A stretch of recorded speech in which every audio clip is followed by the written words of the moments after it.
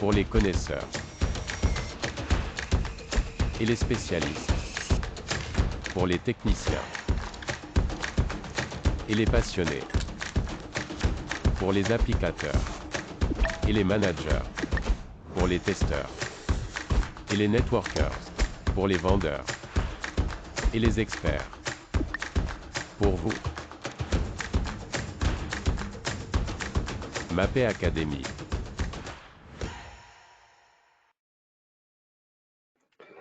Alors, bonjour à toutes et à tous et bienvenue sur notre nouveau webinaire consacré aujourd'hui à la façade isolante avec une finition crépi.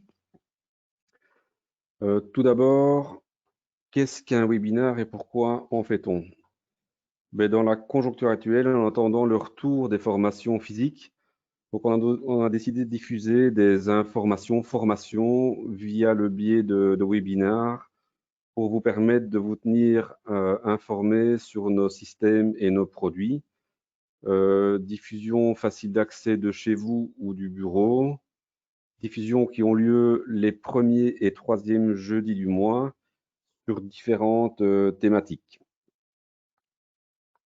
Donc, vous comprendrez que je ne peux pas laisser la participation ouverte à tout un chacun, en tout cas la participation physique, donc verbale, de me poser des questions en direct. Par contre, vous avez l'opportunité via un chat sur le système webinaire de nous poser toutes questions. Si j'en ai le temps, je répondrai peut-être en direct. Sinon, on vous revient avec toutes les informations demandées par la suite après le webinaire. On va donc maintenant, je vais d'abord commencer par excusez-moi, j'ai un petit souci, vous présenter le programme de ce jour. Donc, une petite introduction sur qui est Mapei, même si la plupart d'entre vous, je pense, le savent, mais un petit résumé de qui est Mapei. Pourquoi isoler? Les solutions que Mapei propose en isolation thermique par l'extérieur finit par un crépi. La présentation des systèmes et produits avec une vidéo support sur l'application de ces produits. Quelques exemples de réalisation et les outils qui seront proposés par Mapei pour répondre à vos demandes. Donc, tout d'abord, qui est Mapei? Donc, pour ceux qui ne le savent pas, Mapei est un des acteurs mondiaux principaux dans la chimie du bâtiment.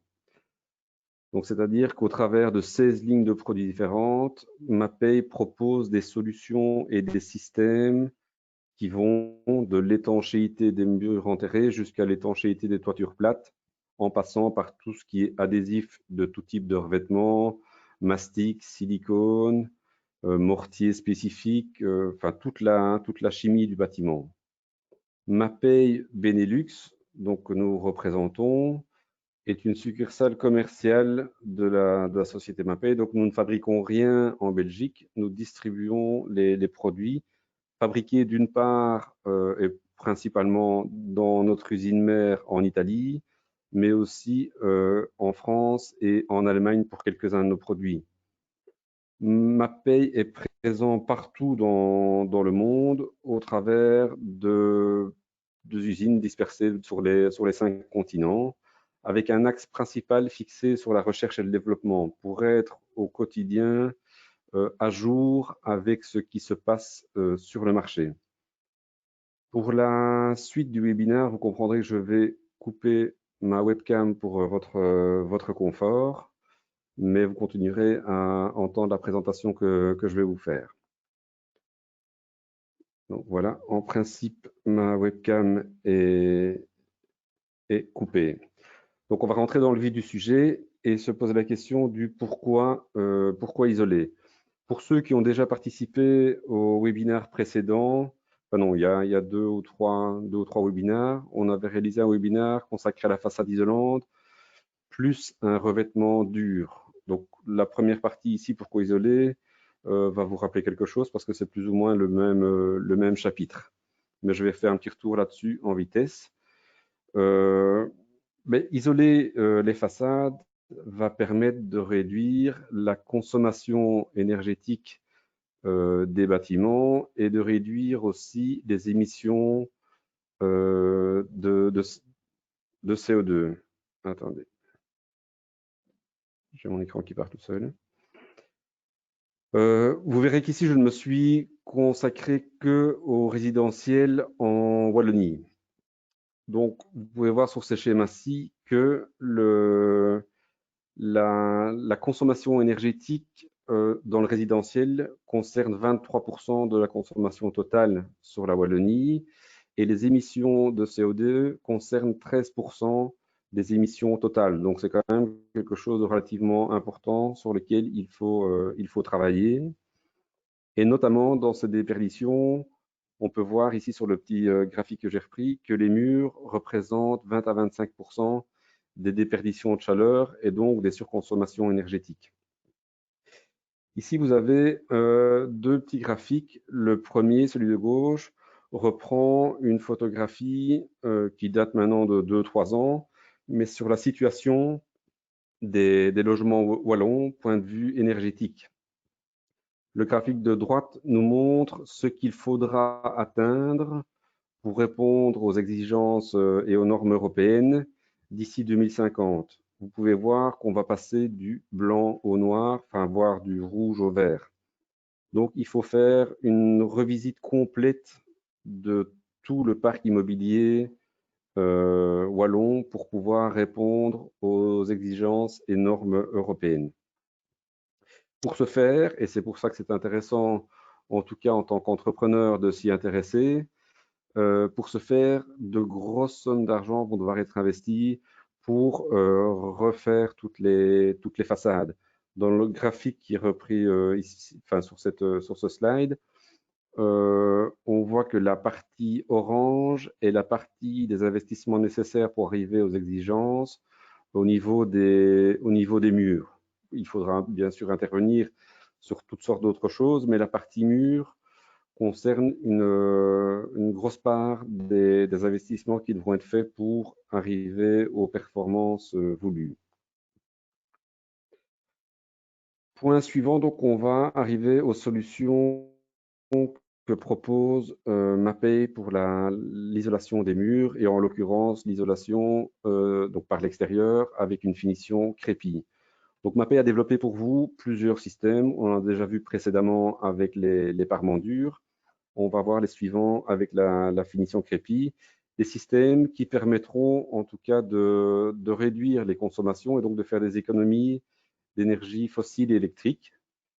Une installation de ces systèmes qui est relativement simple, mais qui demande malgré tout d'être rigoureux lors de l'exécution.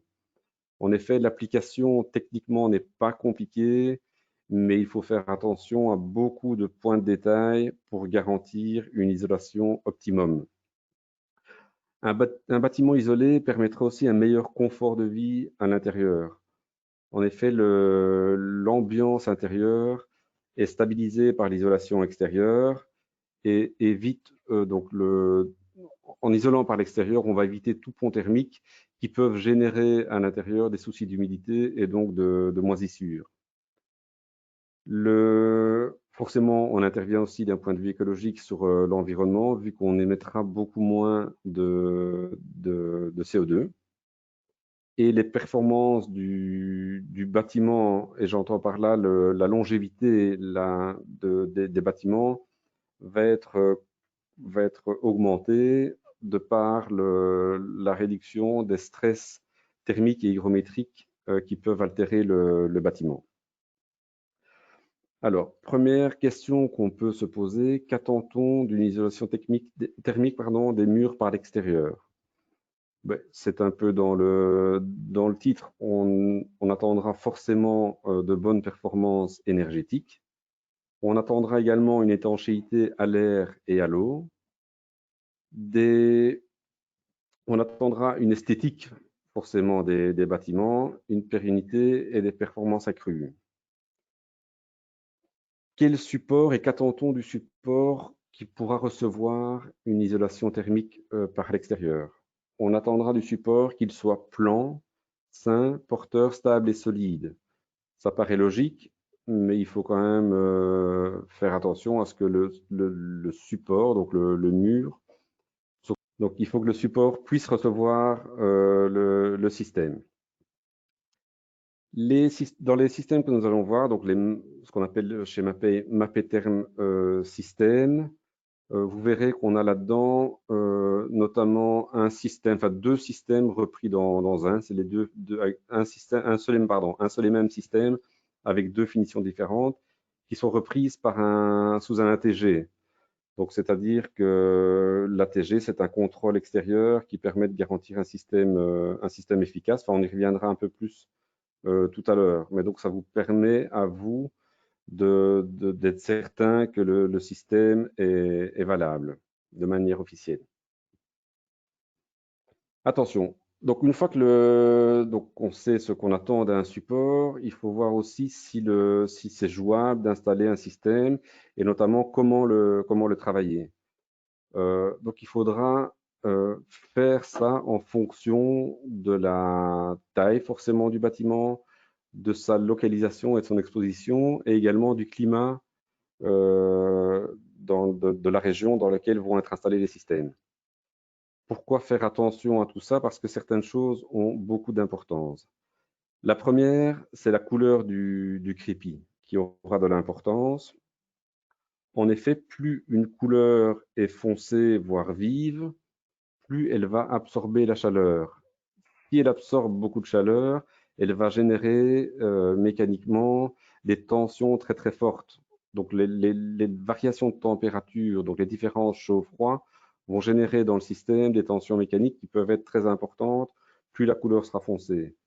On évitera donc d'utiliser des crépis d'une couleur trop foncée ou trop vive, en tout cas d'un index de réflexion qui soit inférieur à 20. Dans notre nuancier qu'on peut vous fournir à la demande, vous verrez qu'il est indiqué les couleurs qui sont acceptées en façade avec toutes les garanties et les autres sur lesquelles on peut mettre beaucoup moins de garanties. La couleur et donc les variations de température n'ont pas qu'une influence mécanique sur le système, mais aussi sur une influence thermique. Donc si la couleur, donc le crépi absorbe beaucoup de chaleur, on peut vite arriver à une chaleur qui risque de faire du dégât dans l'isolant.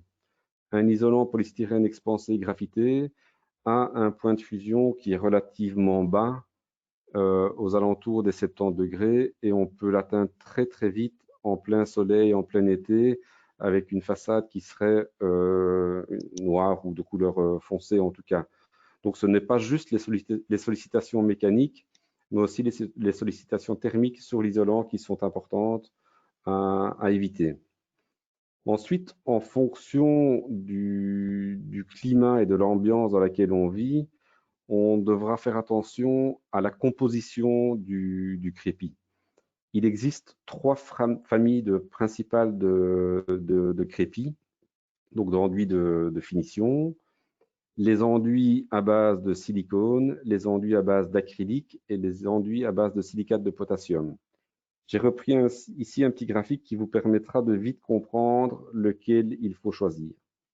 Donc on voit sur ce graphique que le silicone va permettre de fermer de manière relativement importante les entrées d'eau et de laisser perspirer en tout cas, sortir la vapeur d'eau très très vite.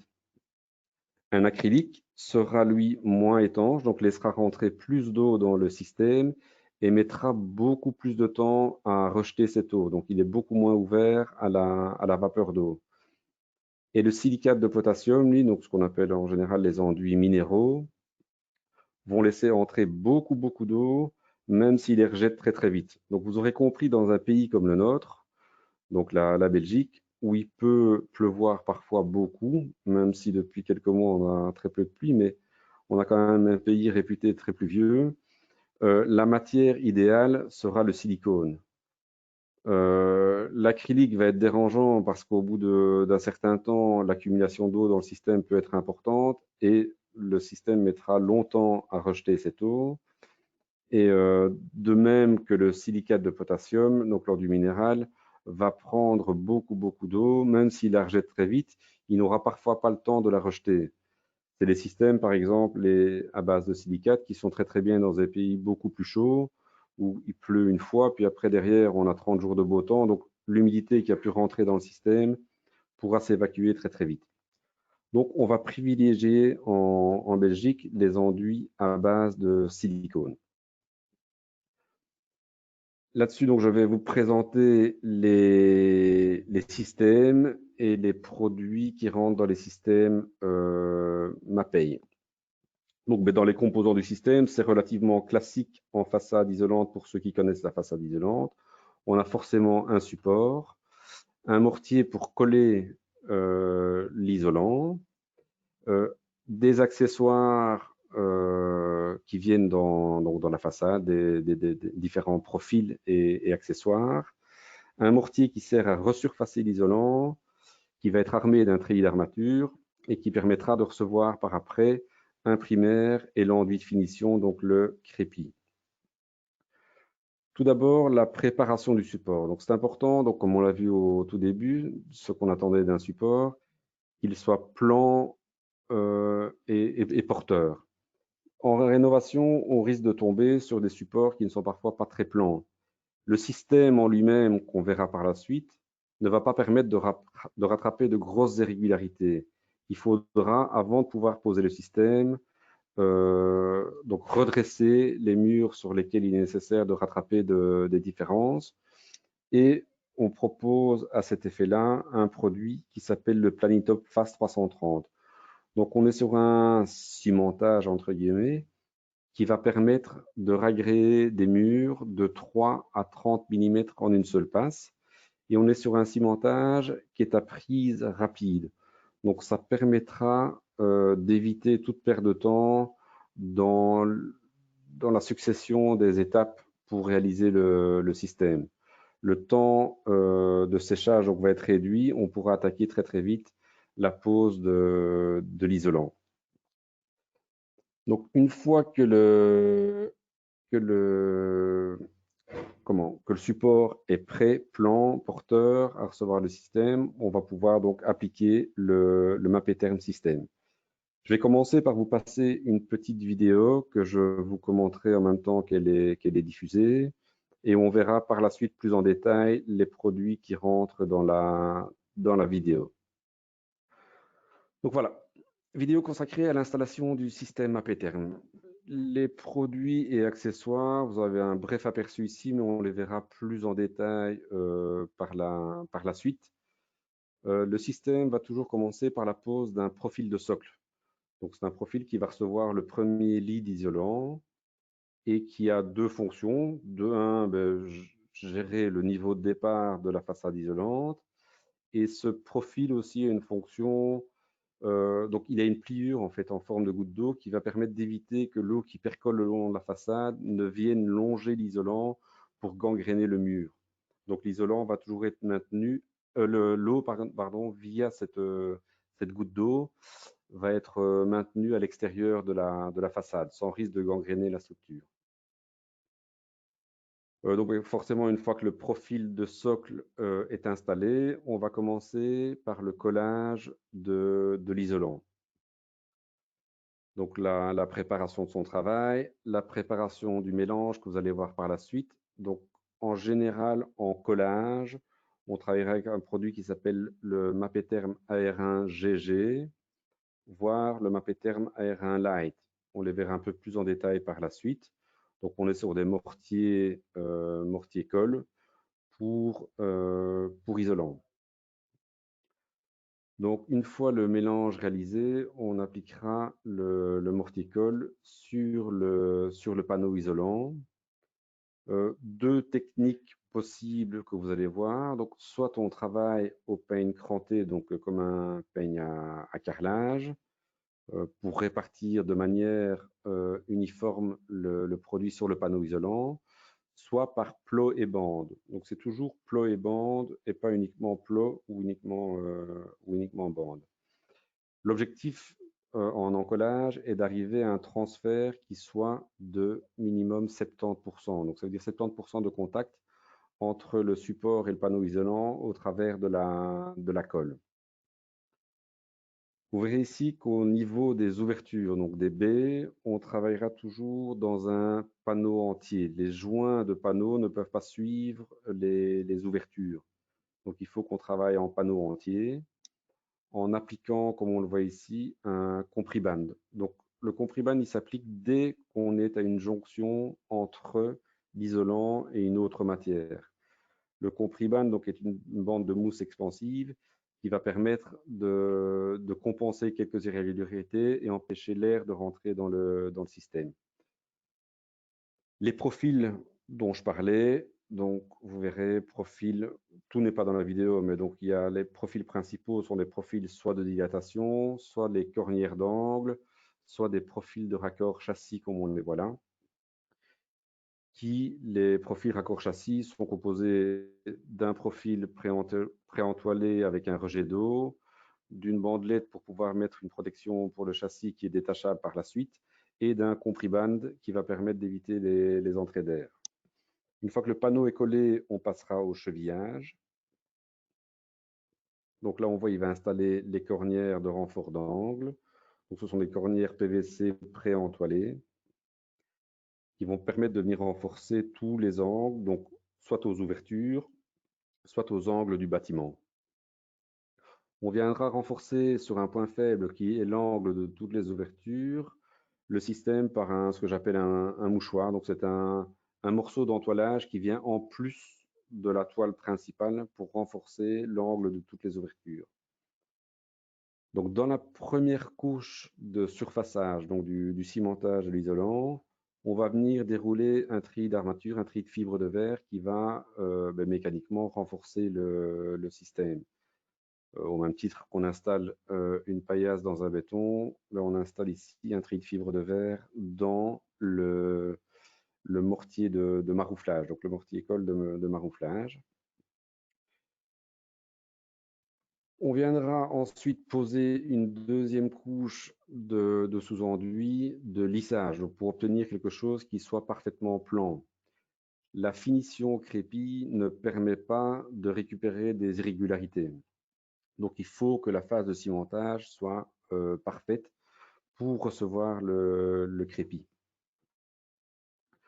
Donc en l'occurrence ici on voit l'application du primaire, donc est un primaire teintable dans une variété de coloris infinie. C'est teinté en machine au même titre qu'une couleur. Donc le primaire est à base aussi de silicone et donc teinté dans la même tonalité que le crépi pour éviter que par transparence on ne puisse distinguer le cimentage. Le crépi, donc l'enduit de finition chez nous s'appelle le Silancolor Tonakino, qui existe dans plusieurs grains, mais on en parlera tout à l'heure.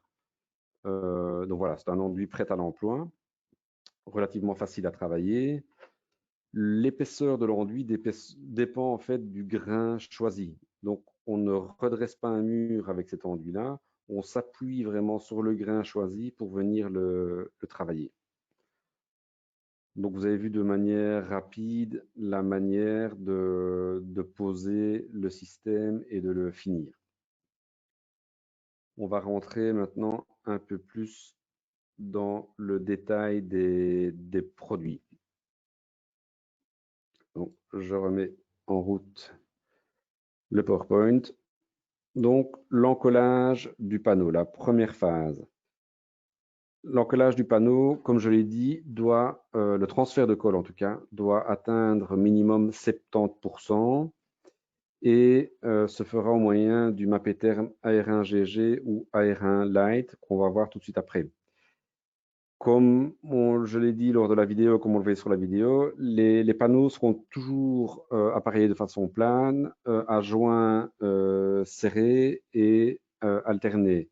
Donc il ne faut pas que les joints entre panneaux se suivent l'un l'autre, ils doivent toujours être entrecoupés. Aux endroits des ouvertures, donc des baies, on appliquera toujours un panneau entier pour éviter de nouveau de fragiliser le système par un joint.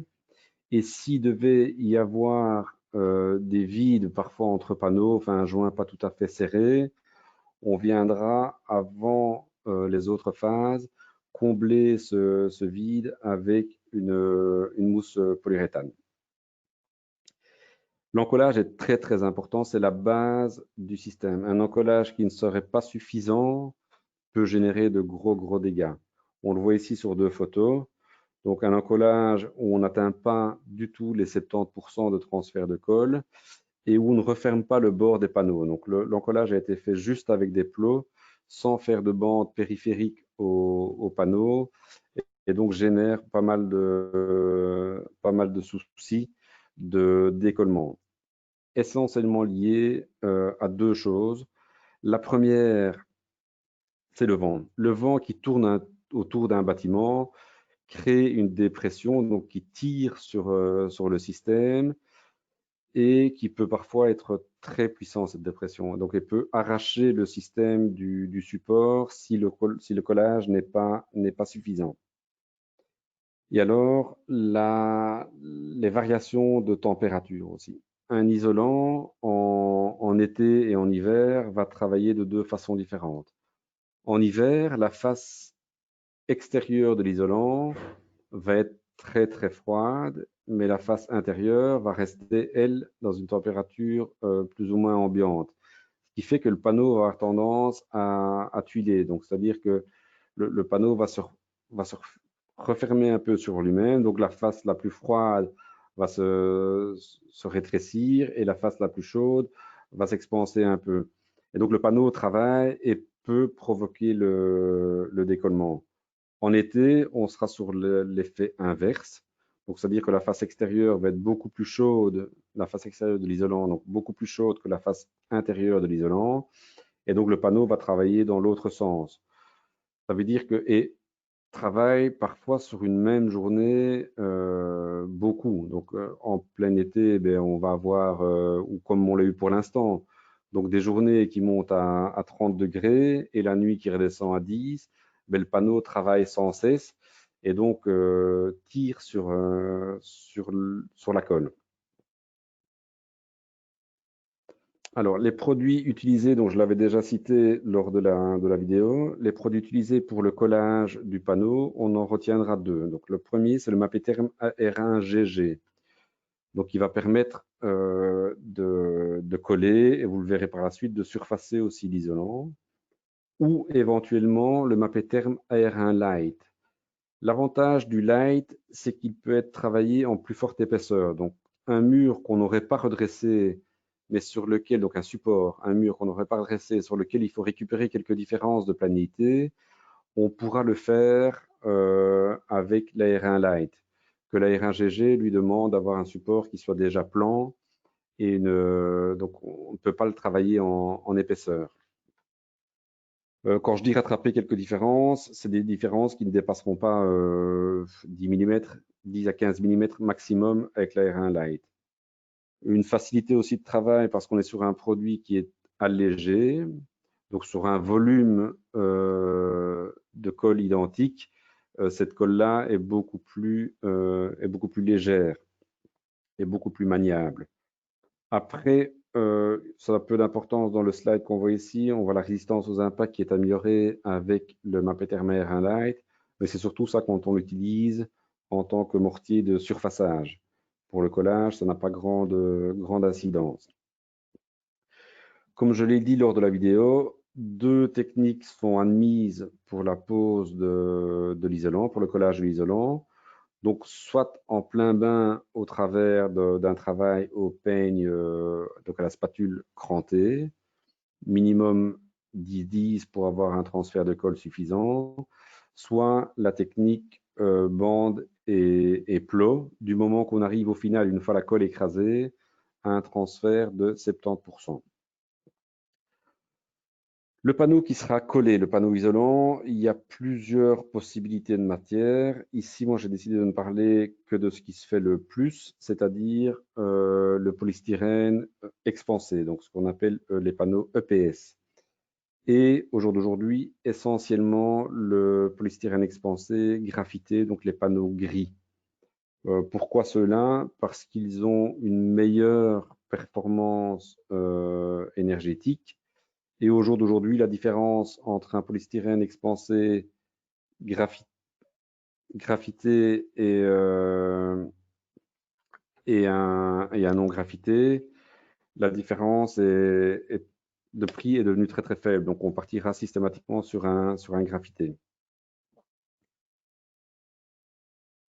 Ensuite, le chevillage. Certains vous diront que le chevillage n'est pas obligatoire jusqu'à certaines hauteurs. De fait, c'est pas forcément obligatoire, mais vous prenez quand même beaucoup de risques sans le faire. Nous, on a tendance à prescrire un chevillage systématique du panneau isolant pour que le système soit non seulement collé, mais en plus fixé mécaniquement.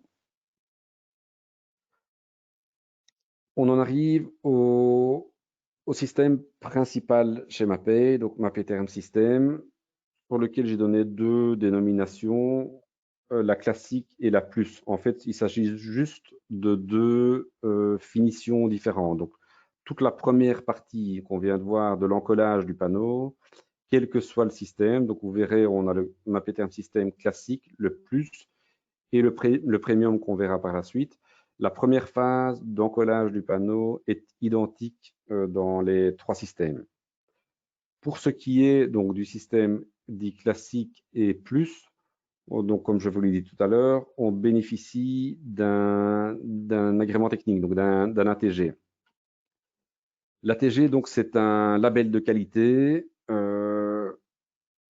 qui est attribué par un organisme extérieur. Donc, ce n'est pas Mapei qui gère ça, donc c'est un organisme extérieur qui contrôle en fait le système et les produits qui rentrent dans le système pour le garantir et le valider. Donc, une fois que l'isolant a été collé, on va passer à la pose des différents accessoires et profils. Donc, j'ai parlé des profils d'angle, des profils de cornière d'angle, profil de châssis, donc raccord châssis, les profils de dilatation. On avait vu le premier profil installé avant le collage, qui est le profil de socle. Les compribandes, donc, qui permettent de faire la jonction entre l'isolant et toute autre matière, et le chevillage. Donc, je ne vais pas répéter le principe de base, vu qu'on l'a vu au départ pour tous les profils, et on l'a vu lors de la vidéo. Pour l'entoilage du panneau, donc comme on l'a vu sur la vidéo, le plus simple pour garantir une couche qui soit uniforme partout est de travailler donc avec un peigne cranté pour poser le mortier donc d'entoilage. Ensuite, venir installer le treillis avec une lisseuse, maroufler le treillis dans le morticole. Donc, les mortiers utilisés, on revient de nouveau et je pense que c'est en partie un avantage d'avoir le même mortier qui sert au collage et au surfaçage. Ça évite de devoir trop se poser de questions par rapport aux produits et d'avoir trop de produits différents sur chantier. Donc, de nouveau, principalement, on utilisera le Mapei Term AR1GG qui est notre meilleur rapport qualité-prix pour le mortier de collage et de surfaçage. Possibilité, donc AR1GG ou éventuellement l'AR1 classique. L'AR1 classique a un grain qui est un peu plus fin et des résistances mécaniques un peu supérieures. Ceci dit, l'AR1GG suffit très souvent. L'AR1 Light qu'on a vu pour le collage, donc qui permettait de travailler des épaisseurs un peu supérieures, peut aussi être travaillé pour le surfaçage.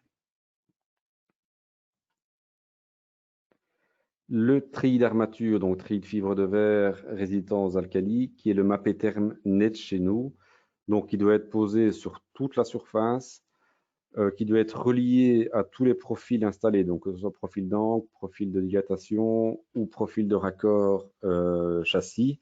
Il devra à chaque fois y avoir un chevauchement entre les laits de Mapei Term Net et les profils mis en place, tout comme il doit y avoir un chevauchement donc de minimum 5 à 10 cm entre les différents laits de Mapei Term Net. Ensuite, on passera à la pose donc une fois la phase de cimentage terminée sèche, on passera à la pose de la finition. Donc, comme je l'ai dit au tout début, le choix de matière en Belgique est relativement simple et on partira assez systématiquement sur un enduit à base de silicone. Donc, primaire et enduit à base de silicone. Le primaire principal proposé chez nous et qui est celui qui rentre dans notre agrément technique est le Sealant Color Base Coat. Donc, on est sur un primaire à base de résine de silicone, teintable donc en machine chez nous dans la couleur du crépi choisi. Une deuxième possibilité comme primaire, c'est le Sealant Color Primer Plus. Donc là, on arrive dans la distinction, comme je le parlais, un seul système avec deux finitions différentes. La première finition est une finition siliconée. La deuxième, une siliconée, mais qui est en plus enrichie en biocide. Donc pour lutter contre le verdissement et la moisissure. L'ambiance idéale pour que quelque chose verdisse, donc que les algues apparaissent, c'est une ambiance humide et des températures aux alentours de 12 à 16 degrés, c'est-à-dire la moitié de l'année chez nous en Belgique. Donc parfois, c'est quand même intéressant de penser à ces systèmes-là, en tout cas en milieu rural. En milieu urbain, le système siliconé classique pose en général très très peu de soucis. Par contre, en milieu rural, et je ne parle pas que de milieu boisé, hein, y compris en race campagne, c'est intéressant d'appliquer un système qui soit enrichi en biocide pour éviter l'apparition trop rapide du verdissement et de la moisissure. Même si, non, parce que le verdissement, contrairement à ce qu'on peut penser d'habitude, ne vient pas du crépi en lui-même, mais de l'environnement qui est autour du crépi et qui génère des choses sur le crépi. On verra sans doute moins vite le verdissement sur une brique, mais elle verdit tout aussi vite qu'un crépi.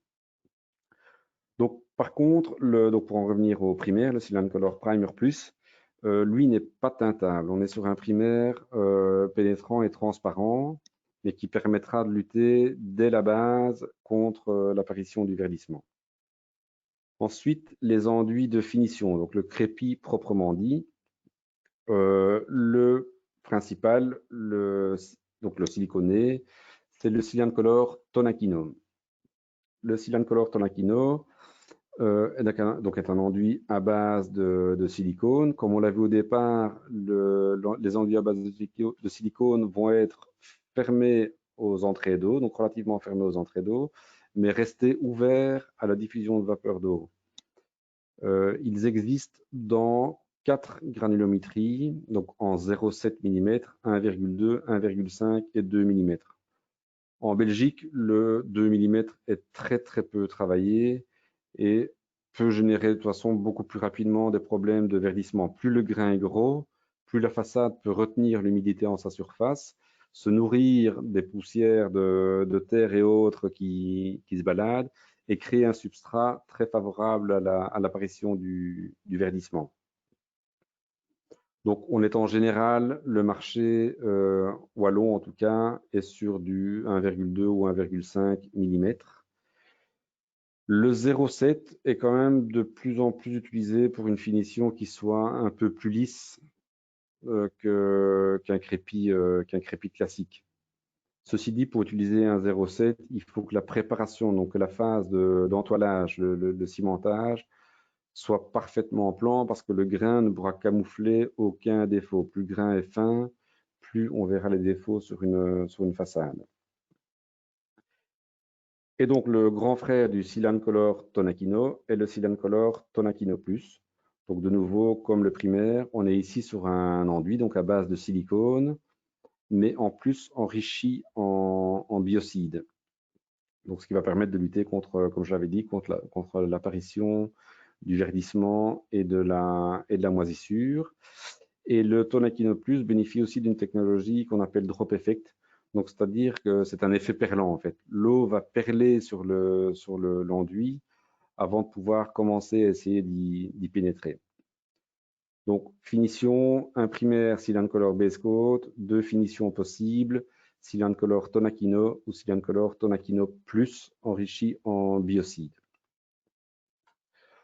Je vais passer sur le troisième système que j'ai appelé le Mappeterm System Premium. On va être ici sur un système hyper flexible. Ça va permettre une grande résistance au choc. Et de par les produits utilisés, vous verrez aussi une grande résistance aux intempéries, à l'apparition du verdissement et autres. Donc, la première phase, l'encollage du panneau correspond tout à fait à ce qui se faisait dans les premiers systèmes. Donc, les mêmes produits sont utilisés jusqu'à la pose du panneau isolant. C'est pour le surfaçage après que les produits changent. C'est un produit qui est, enfin, c'est un système, le premium, qui est un peu moins utilisé parce que principalement utilisé sur prescription dans des zones où le risque de choc est important, donc des écoles, des gares, des choses comme ça, où on a besoin d'une résistance aux impacts qui soit importante. Donc les accessoires, on est sur le même type d'accessoires, mais au lieu d'être posés avec le Mappeterm R1GG, ils seront ici posés avec le Mappeterm Flex RP. Donc on est sur une couche, sur un enduit de surfaçage. Donc on n'est pas encore sur l'enduit de finition, mais l'enduit de surfaçage, de marouflage du treillis, qui est un enduit prêt à l'emploi. Donc ce n'est pas un enduit à gâcher, l'enduit est prêt à l'emploi, sans ciment, et teintable à la machine au même titre que le crépi. Donc, c'est-à-dire que la base en elle-même, donc le cimentage, sera déjà dans la teinte du crépi, ce qui pourra éviter la pose d'un primaire. Donc, c'est cet enduit-là qui va amener la grande flexibilité du système. Il existe dans deux granulométries différentes. En fonction de la finition choisie. On pourrait très bien utiliser le Mappeterm Flex RP avec une deuxième couche très fine et finir par une peinture plutôt qu'un crépi. Mais ce n'est pas l'objet de la formation d'aujourd'hui, les peintures. On ne va parler que de crépi. La pose de cet enduit-là, donc du Mappeterm Flex RP, nécessite aussi la pose et donc le marouflage du treillis d'armature, donc qui est le Mappeterm Net, dans la couche de Mappeterm Flex RP. Le Mappeterm Flex RP donc, permet d'avoir une façade, donc, de par la grande élasticité, très résistante aux impacts. Là où un mortier plus rigide va se casser aux impacts, un mortier plus flexible va absorber le choc en se déformant sans casser. Donc l'enduit ici en lui-même, donc il n'y a pas que la finition, le Mappeterm Flex RP bénéficie déjà de la technologie BioBlock, donc enrichi en biocide. Donc toute la base est déjà enrichie en biocide pour lutter contre l'apparition éventuelle de verdissement ou de moisissure. On est sur un produit qui est à séchage rapide, donc à prise rapide, donc ça permettra d'attaquer très très vite la finition et comme je le disais, teintable en machine au même titre que le crépi. Le crépi utilisé sur le Mappeterm Flex RP s'appelle l'Elastocolor Tonakino Plus. Donc, on n'est plus ici sur un silicone, mais sur un enduit à base d'élastomère. Donc, pour être dans le même module d'élasticité que la sous-couche. Donc, si on utilise une sous-couche flexible, il ne faut pas mettre une finition qui soit trop peu flexible. Il faut rester dans le même module d'élasticité pour éviter les dégâts. Et on est également ici sur un crépi, donc enrichi en biocide. Donc, il bénéficie de la technologie BioBlock pour lutter contre le verdissement et la moisissure. Et comme le Tonakino Plus, il est aussi drop effect, donc un effet perlant. Donc, on aura là un système qui est hyper flexible en termes de finition, donc plus grande résistance aux impacts. Donc voilà, on en a fini sur les 3 systèmes principaux en façade isolée crépi. Donc Mappeteern System classique finition silicone, Mappeteern System plus finition silicone enrichie en biocide et le Mappeteern System Premium hyper flexible pour la résistance aux impacts. Avec ça, je pense qu'on peut répondre à toutes les demandes en termes de façade isolante. Pour ce qui est des quelques exemples de réalisation, ici j'ai juste installé une photo, mais beaucoup de nos réalisations sont disponibles à la demande d'un bureau de police qui a été effectué à Nivelles avec nos crépis. Par contre, le plus intéressant, c'est via nos outils, donc en l'occurrence le site internet, de venir voir toutes nos références, qu'elles soient nationales ou même mondiales. Le site internet reprend toutes les références à travers le monde.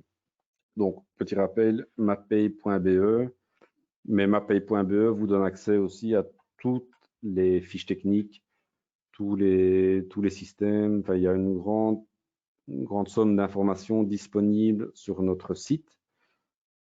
De même que nous éditons pas mal de brochures, pardon, j'étais un peu vite, concernant tous nos produits et systèmes disponibles soit chez nos fournisseurs, soit à la demande au travers des différents technico-commerciaux présents sur la route.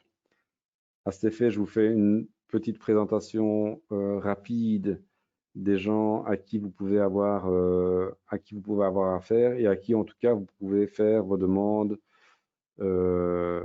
techniques ou autres.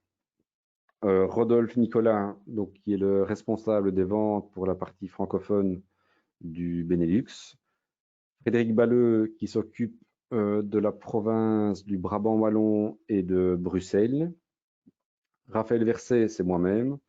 Je m'occupe principalement du Hainaut et sur la partie francophone du Benelux, je m'occupe notamment du sujet d'aujourd'hui, donc de tout ce qui est peinture et façade. Ludovic Flamand s'occupe de la province de Namur et du Luxembourg. Vincent Gérardi pour la province de Liège. Rudy Genon qui s'occupe des grosses entreprises et de la prescription, donc de bureaux d'études, architectes et autres. Rien à voir avec le sujet d'aujourd'hui, mais malgré tout, ça peut être intéressant pour certains d'entre vous. Alain Duchesne qui s'occupe de tout ce qui tourne autour du parquet et des sols souples. Et Étienne Collin qui s'occupe de tout ce qui est étanchéité et surtout étanchéité toiture plate. Donc notre gamme polyglace. Donc voilà, j'espère que j'aurai pu vous amener quelques nouvelles informations et nous restons disponibles sans aucun problème pour toute question ou demande concernant la façade. Petit rappel sur les webinaires à venir. Donc le prochain sera consacré au système d'étanchéité pour les douches privatives et collectives. S'en suivra un webinaire consacré à la réfection, la protection et la décoration des façades et murs extérieurs. Donc là, on est sur de la réparation, plus finition, protection, peinture. Et le troisième webinaire que j'aurais dû vous présenter aussi sur le slide, mais que j'ai oublié, sera consacré à la préparation des supports sol, donc tout ce qui est chape, insonorisation, égalisation, etc. Et le programme des webinaires suivants vous seront présentés ultérieurement. Je vous remercie de nous avoir écoutés et vous souhaite une bonne fin de journée. Merci beaucoup.